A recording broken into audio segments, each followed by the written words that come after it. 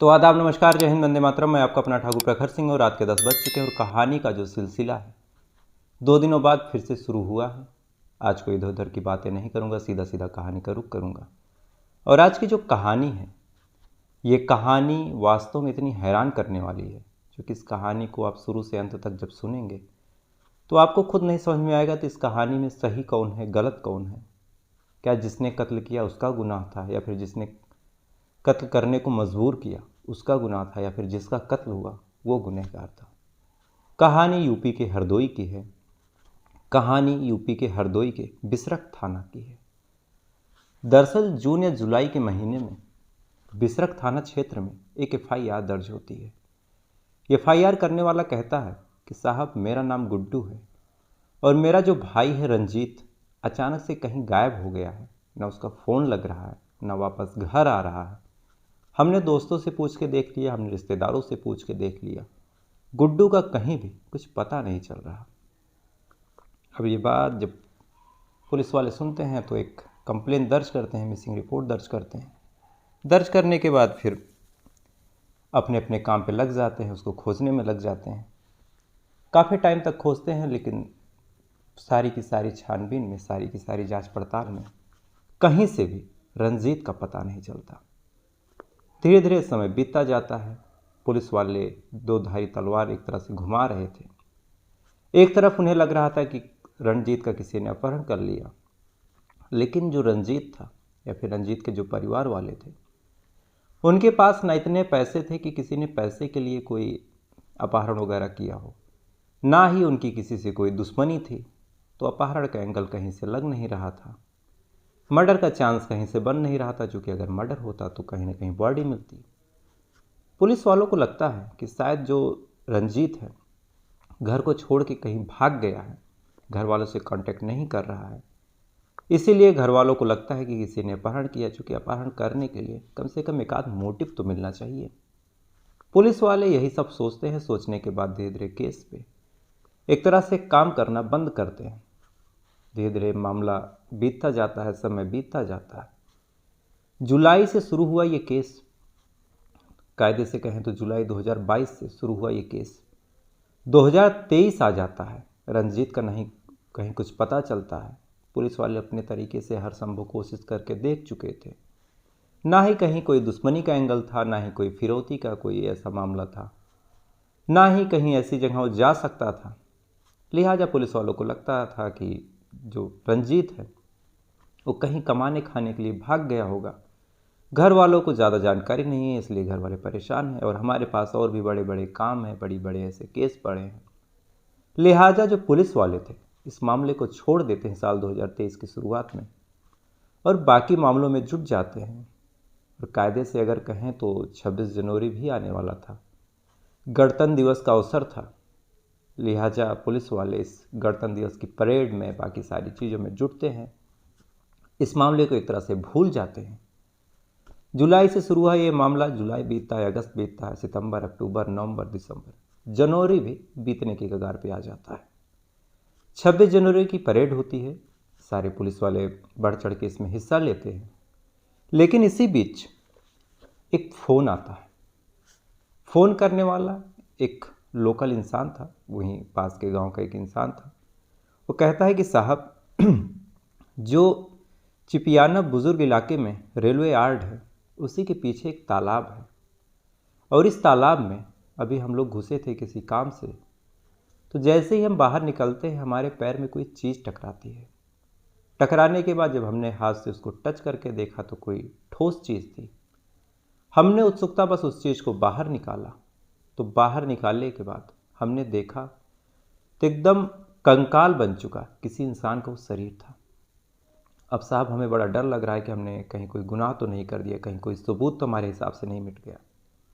लिहाजा अगर संभव हो तो आप लोग आ जाइए, इस कंकाल की जांच पड़ताल कीजिए। हमारा जो काम था हमने कर दिया, आपको जानकारी दे दी। अब पुलिस वाले अपनी परेड को, सारी चीज़ों को छोड़ते हैं। छोड़ने के बाद उस तालाब के पास जाते हैं।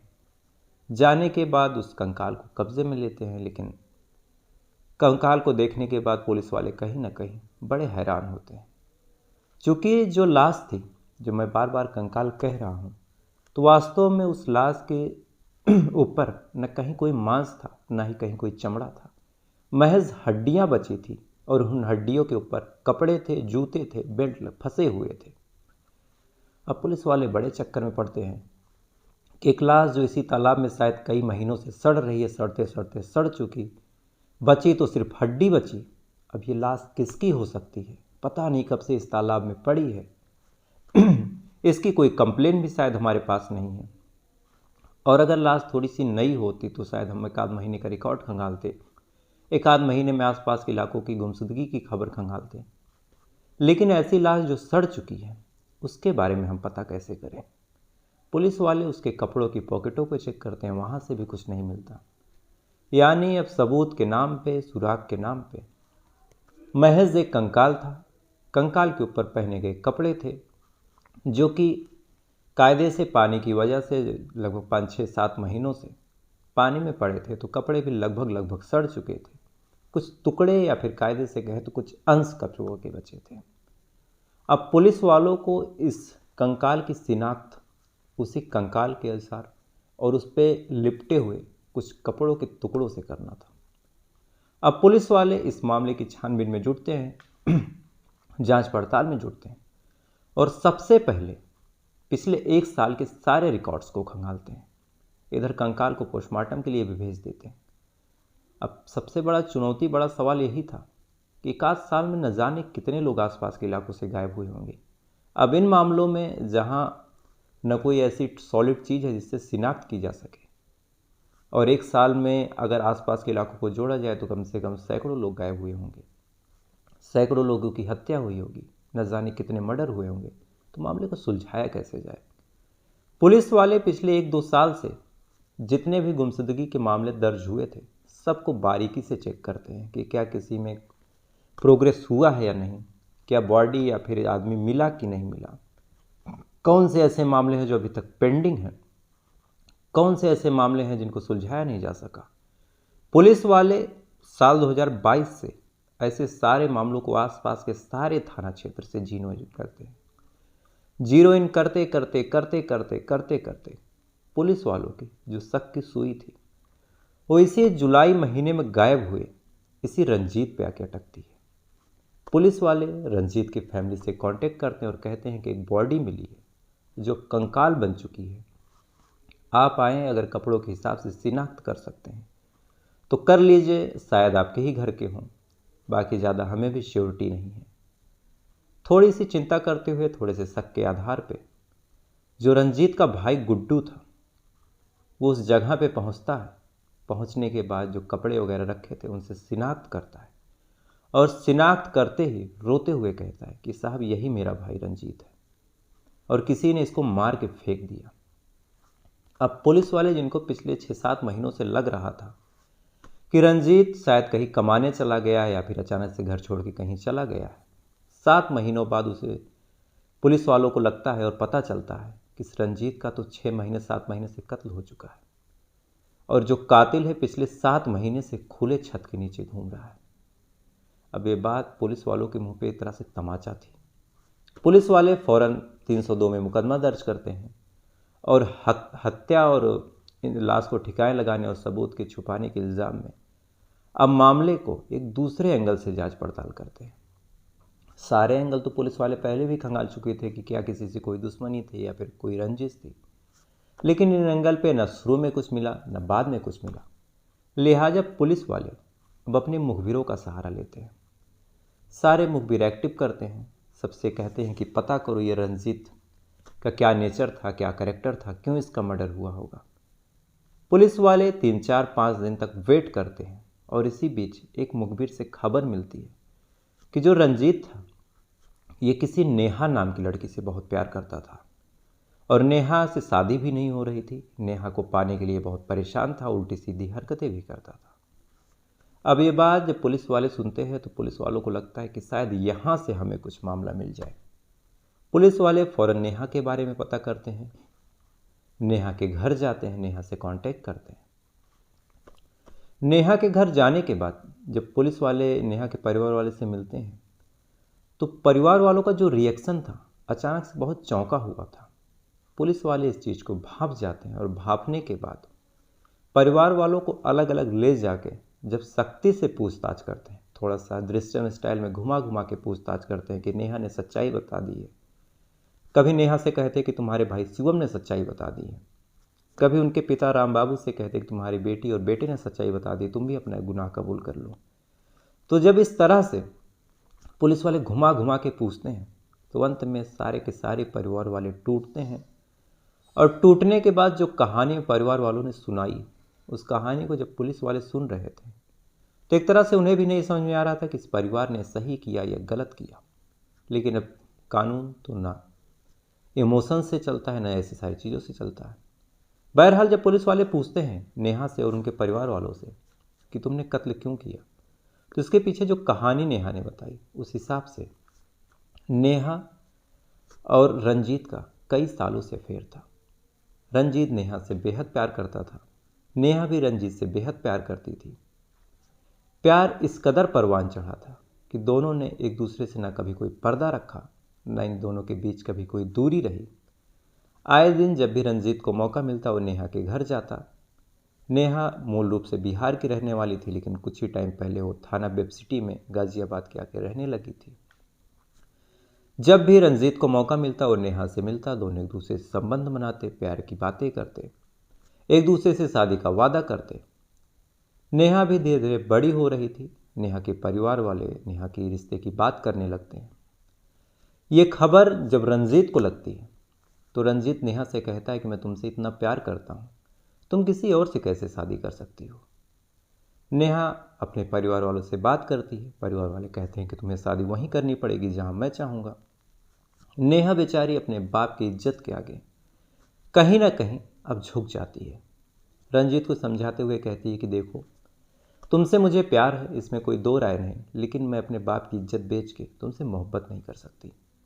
लिहाजा अब हमें एक दूसरे को भूलना पड़ेगा।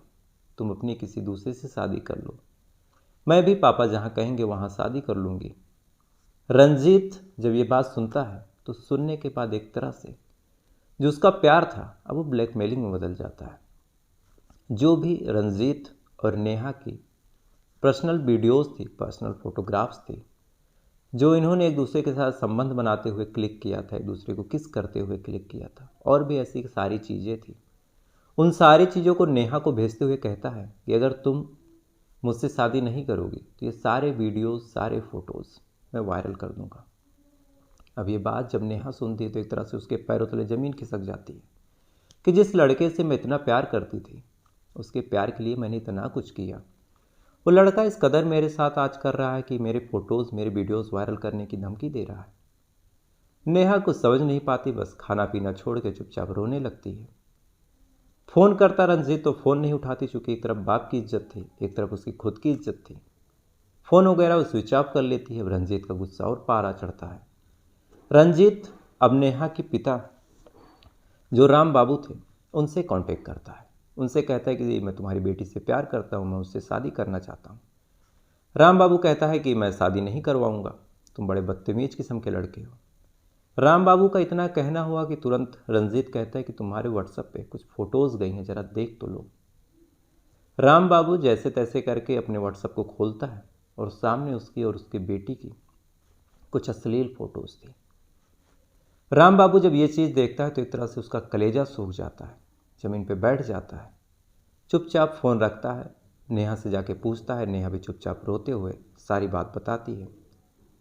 राम बाबू भी अब फ़ोन उठाता नहीं है। उसके बाद फिर उसके भाई शुभम और शिवम, इन दोनों के साथ भी रंजीत सेम बात करता है और फ़ोटोज़ भेज देता है। नेहा का भी रो रो के बुरा हाल था। उसके पिता और उसके भाई दोनों, उनको भी कुछ समझ नहीं आ रहा था कि घर की इज्जत किस तरह से सड़क पे नीलाम हो रही है। सारे लोग सोचते रहते हैं। इधर रंजीत था कि वो जिद छोड़ नहीं रहा था, और परिवार वाले ऐसे इंसान से अब शादी करा भी नहीं सकते थे जो उनकी बेटी को महज ब्लैकमेल कर रहा है, उसकी तस्वीर वायरल करने की धमकी दे रहा है। शादी भी नहीं करनी थी और पीछा भी छुड़ाना था। लिहाजा अब ये सारे लोग इस टॉर्चर से निकलने के लिए बैठ के प्लान बनाते हैं, और इसी प्लान के तहत 13 जून को नेहा जो रंजीत है उसे फ़ोन करती है। फ़ोन करने के बाद कहती है कि आओ बैठ के बात करते हैं। शायद पापा मान जाए। रंजीत बड़े खुशी मन से नेहा के घर जाता है। जाने के बाद बैठता है, नेहा से बात करता है। लेकिन इसी बीच जो राम बाबू नेहा का पिता था वो उठता है, पीछे से आता है और रंजीत को पकड़ के गिरा देता है। गिराने के बाद तुरंत ही दोनों भाई और साला यानी नेहा का मामा मनीष, शुभम, शिवम और राम बाबू, कुछ लोग पैर दबाते हैं, कुछ लोग हाथ दबाते हैं और कुछ लोग गला दबाते हैं। गला दबा के उसकी जान ले लेते हैं, कत्ल कर देते हैं। चूँकि शायद उनको और कोई रास्ता दिख नहीं रहा था इस टॉर्चर से निकलने का। कत्ल करते हैं, लेकिन अब सवाल यही था कि अब कत्ल हो चुका है, लाश को ऐसे कैसे छोड़ दें। अगर कहीं बाहर फेंकते हैं तो भी फंस सकते हैं, कहीं कुछ और करते हैं तो भी फंस सकते हैं। यानी इस लाश को कुछ ऐसी जगह ठिकाने लगाना है जहाँ से ये लाश कभी बाहर ही ना आए और ये मामला कभी खुले ही ना। आपको याद होगा मैंने शहाबुद्दीन की कहानी सुनाई थी।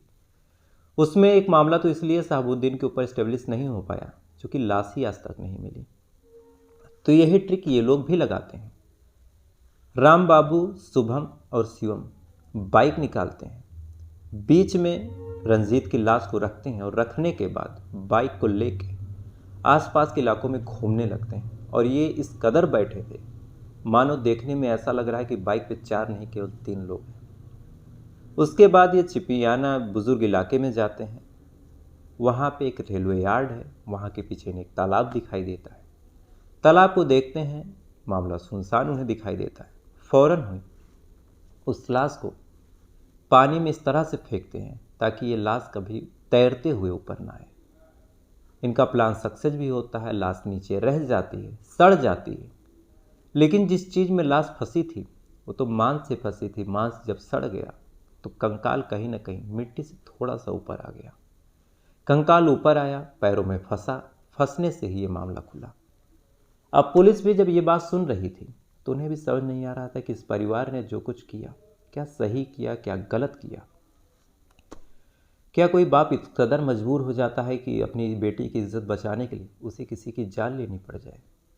और कोई लड़की अगर किसी लड़के से प्यार करती है, उससे संबंध बनाती है, तो बाद में क्या उसे ये दिन देखना पड़ सकता है। लेकिन जो भी मामला था, ये मामला अभी महज 3 से 4 दिन पहले खुला। जहाँ तक मेरी जानकारी 6 तारीख को ये सारा मामला खुला था। तो इस मामले में आपकी क्या राय है मुझे कमेंट करके ज़रूर बताइएगा। लेकिन according to our law IPC के तहत इनके ऊपर मर्डर का चार्ज जरूर इस्टेब्लिश होगा। लेकिन rarest of the rare crime में सब नहीं आएगा तो शायद सज़ा थोड़ी सी कम हो, लेकिन सज़ा तो ज़रूर होगी। तो फिलहाल ये थी पूरी कहानी। लेकिन कहानी ख़त्म करूँ उससे पहले आप सबके लिए एक अच्छी न्यूज़ है कि बता दूं कि अपने इसी प्रखर ट्रू क्राइम के परिवार के एक मेंबर हैं अमान अमरोहा।